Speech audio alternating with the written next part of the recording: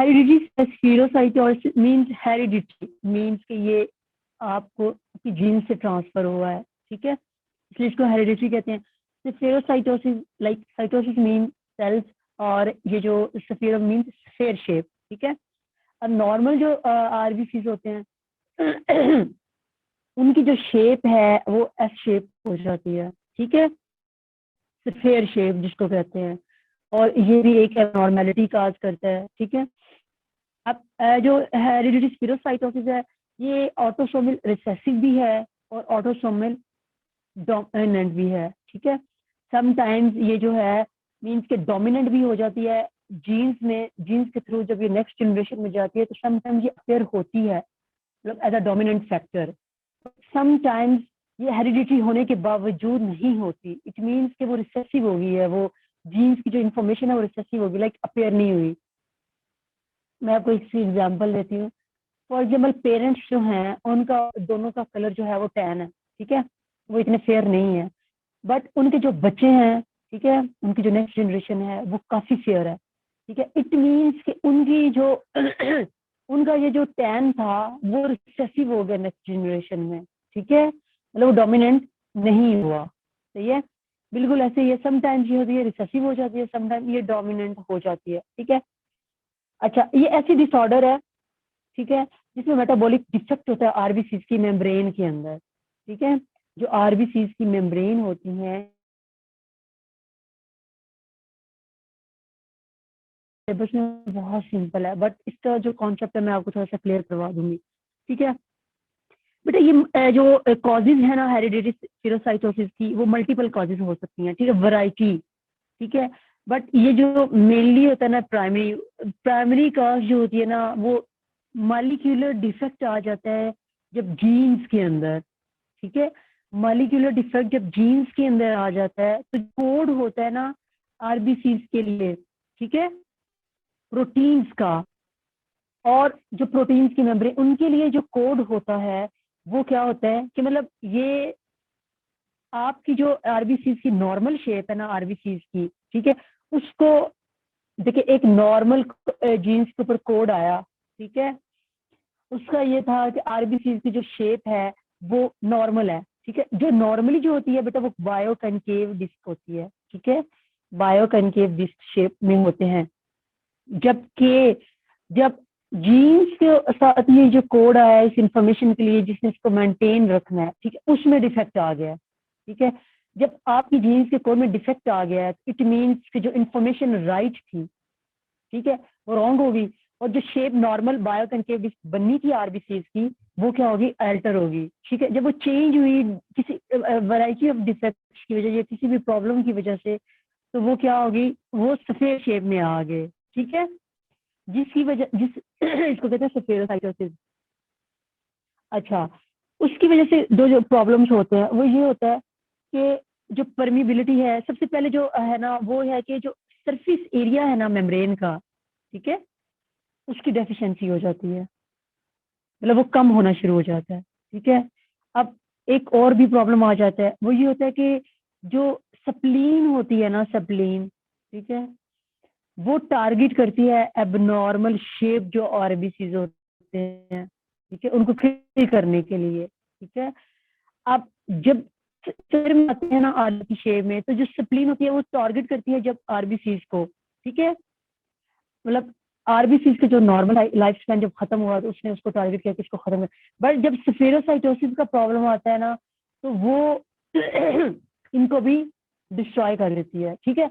अब it means जो RBC बन रहे हैं लाइक एबनॉर्मल शेप में साथ साथ स्प्लीन इनको खत्म कर रही है, डिस्ट्रॉय कर रही है, तो ये एक प्रॉब्लम आ जाती है जिसकी वजह से ये होता है कि जो आप ना परमिबिलिटी होती है सेल मेम्ब्रेन की वो बहुत ज्यादा परमिएबल हो जाती है, ठीक है, नॉर्मल से ज्यादा हो जाती है, जिसकी वजह से ये होता है कि जो सोडियम है ना आपके उनका जो आउट है ना, ठीक है, मेम्ब्रेन से वो क्या होता है, ज्यादा हो जाता है, और रिजल्ट क्या होता है कि जो एक बैलेंस या होम्योस्टेसिस चल रहा होता है वो डिस्टर्ब हो जाता है, ठीक है। अच्छा, दूसरा ये कि इनकी जो स्फीयर शेप होती है उसके साथ साथ ये ना मतलब ऐसे स्मॉल साइज में हो जाते हैं, नॉर्मल साइज से स्मॉल साइज में आ जाते हैं, ठीक है।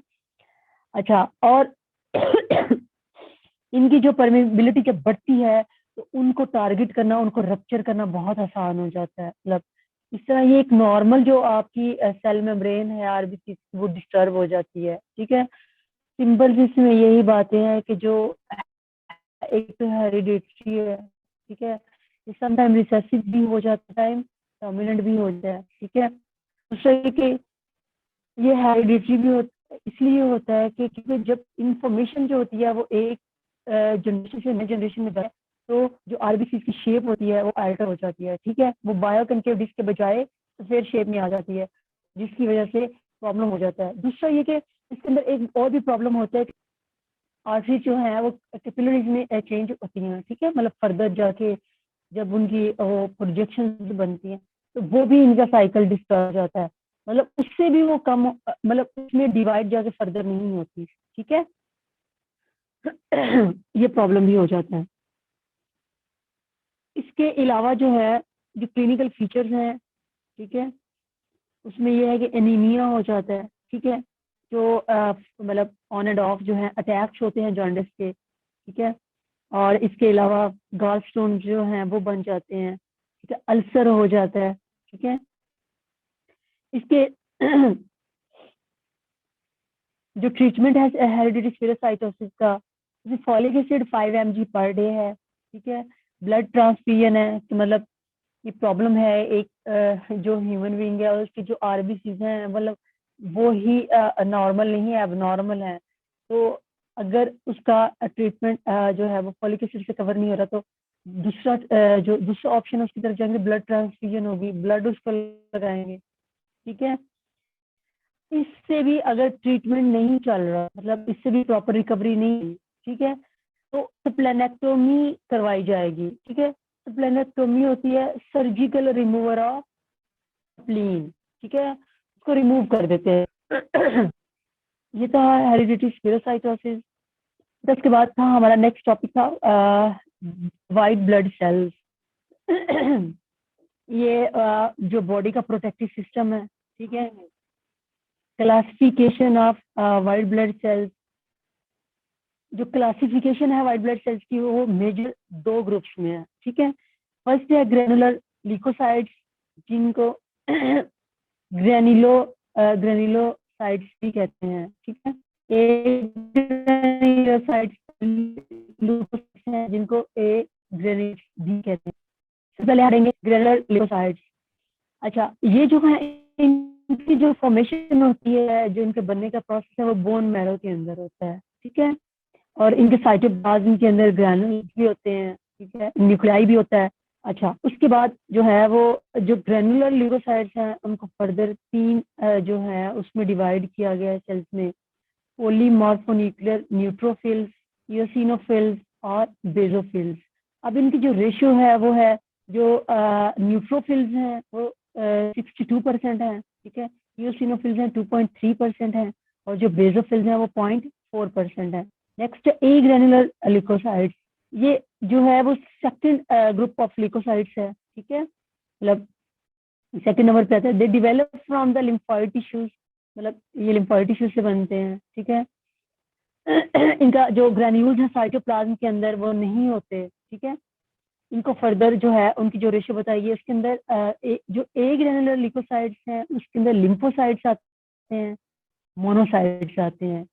लिम्फोसाइट जो है वो 30% होते हैं रेशियो में, मोनोसाइट जो है वो 5.3% होते हैं। Occasionally, plasma cells and platelets, which are fragments of stem type of white cells found in bone marrow. ये सारी चीजें मैंने आपको पीछे कवर करवा दी हुई हैं, ठीक है। अब जो आपका जो चीजें हैं अगर इसमें कोई मुश्किल बात होगी तो मैं आपको साथ साथ बताती चलूंगी। टोटल नंबर ऑफ जो व्हाइट ब्लड सेल्स होते हैं बेटा वो एवरेज जो होती है ना, एवरेज उसमें 7,000/mm³, ठीक है। जो रेंज होती है मतलब वो बिटवीन 4,000 to 11,000/mm³ होती है।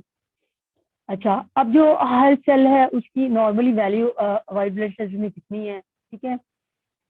उसमें बताई गई है पोलीमॉर्फोन्यूक्लियर न्यूट्रोफिल्स जो होते हैं वो 5,400/mm³ होते हैं, ठीक है।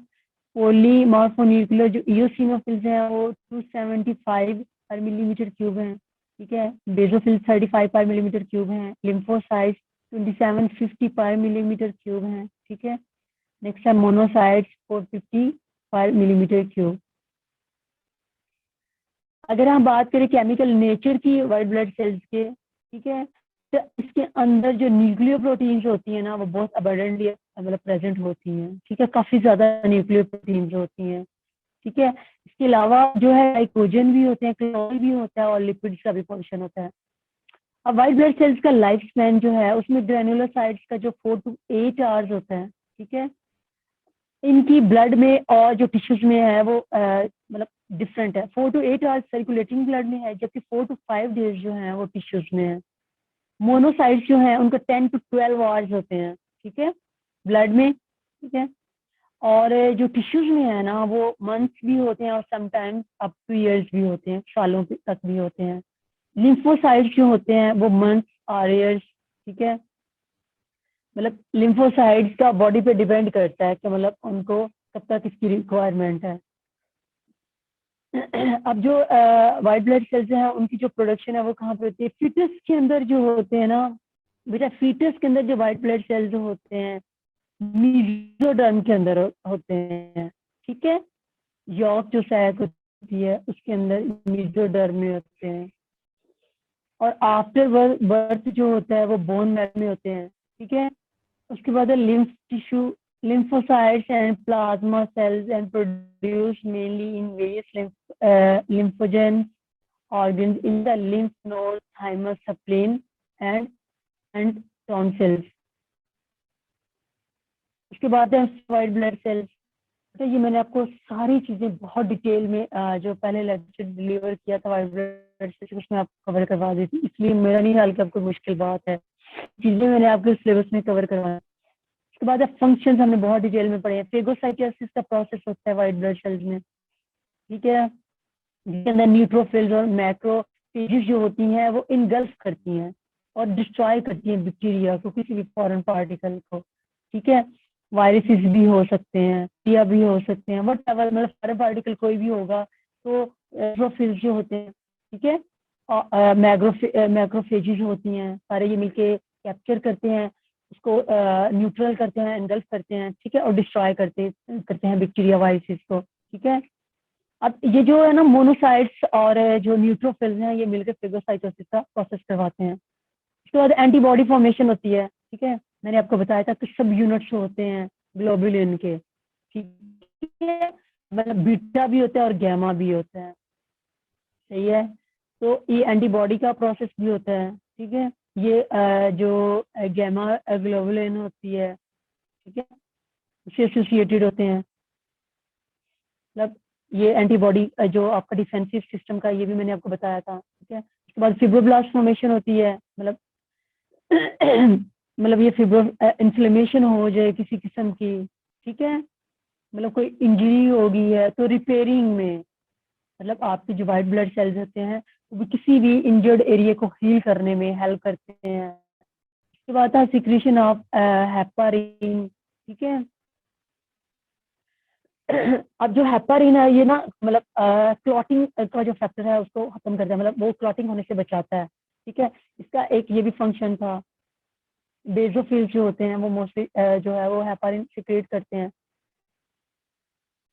उसके बाद सेलुलर डिफेंस है, बेटा मेरा ये भी आपको करवा दिया था सारा। उसके बाद है जो नेक्स्ट टॉपिक था वो था प्लेटलेट्स, ठीक है, जिसको हमने पढ़ा था थ्रोम्बोसाइट्स, ठीक है। ये बेटा जो प्लेटलेट्स होते हैं स्मॉल होते हैं, नॉन न्यूक्लिएटेड सेल्स होते हैं, ठीक है, ब्लड के अंदर। शेप में मैंने आपको बताया था राउंड भी होते हैं, some type oval disc like shape भी होते हैं, ठीक है। साइज जो होता है इनका 2 to 5 माइक्रोन्स इन डायमीटर होता है, ठीक है। और जो काउंट है नॉर्मल ब्लड के अंदर वो बिटवीन 150,000 टू मतलब 3 लाख सेंटीमीटर क्यूबिक मिलीमीटर भी होता है। लाइफ स्पैन जो था वाइट ब्लड सेल्स का, सॉरी प्लेटलेट्स का, वो 4 to 9 था, 4 to 9 डेज। और जो टाइप थी वो जो है वो स्मॉल लार्ज,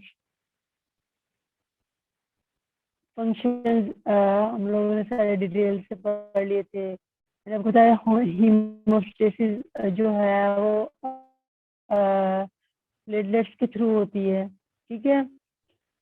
प्लेटलेट्स का जो प्राइमरी फंक्शन होता है वो हीमोस्टेसिस को मेंटेन करना होता है, ठीक है। Clotting of blood, platelet aggregation, platelet release reaction, ठीक है।